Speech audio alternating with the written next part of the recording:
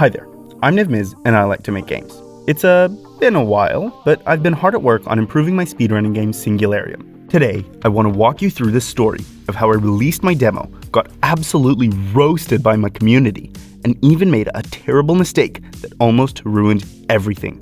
Let's get into it.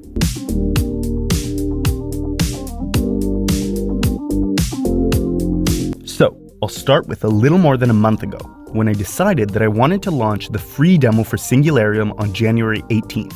I've said multiple times that I wanted to give you guys a demo in January. Plus, it was a couple weeks before the Steam Next Festival, which requires you to have a demo to participate. I got working on the first act of the game, which would take place in a city, jumping and weaving through buildings. When making these more open levels, I found that it was way too easy to cheese levels without ceilings by just spamming black holes upward and then downward in the direction of the goal. I didn't want to straight up add an invisible wall to the top of the level because I think that would feel cheap and also a little claustrophobic. The solution I came up with was adding a height limit, where if you're higher than it, you won't be able to place black holes. The lore explanation is that there's more pollution up there, plus the air is thinner. This solves the cheesing problem, though not completely, and we'll get into that later. And it doesn't all feel like you're boxed in. I finished the city levels, polished up everything, and released the demo. I unfortunately didn't have music or sound effects ready in time, a fact that the folks in my Discord definitely didn't let me forget. If you want to roast me too, link to the Discord is in the description. Anyway, the second the demo released, my players rushed to find ways to break it. They found ways to get out of bounds, ways to never lose speed, and shortcuts to beat some levels in only a couple of seconds. Needless to say, I had my work cut out for me. I patched out weird bugs, insanely overpowered out of bounds strategies, and more. For the first few days, it seemed like every bug I fixed caused 2 more to pop up, like some sort of evil game development Hydra. During this bug-fixing frenzy, I eventually found myself awake at 2 AM, desperately trying to fix this weird bug that didn't let players save their level times. I fixed it, and like usual, I uploaded the build to Steam. Except, that's not what I did.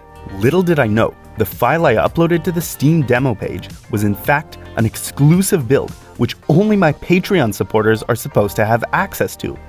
I only realized my mistake when someone noticed that they had access to way more levels than before, and they let me know.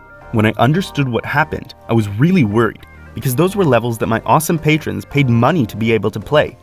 Plus, they were incomplete and way less polished than the rest. It would be a big problem if everyone could play them now. Luckily, I fixed it pretty quickly, and not much damage was caused, but it was definitely an insanely embarrassing mistake for me. After that, not too many issues came up.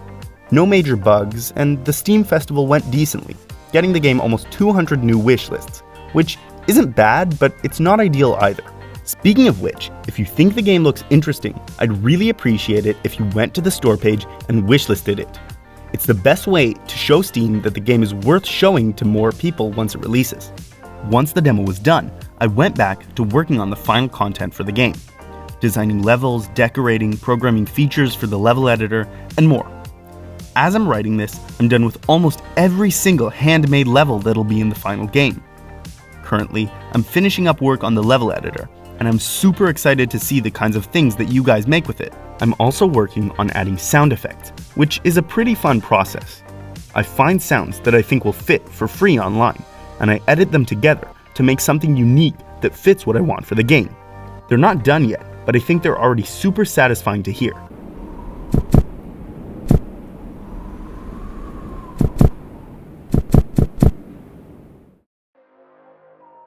That's all for today.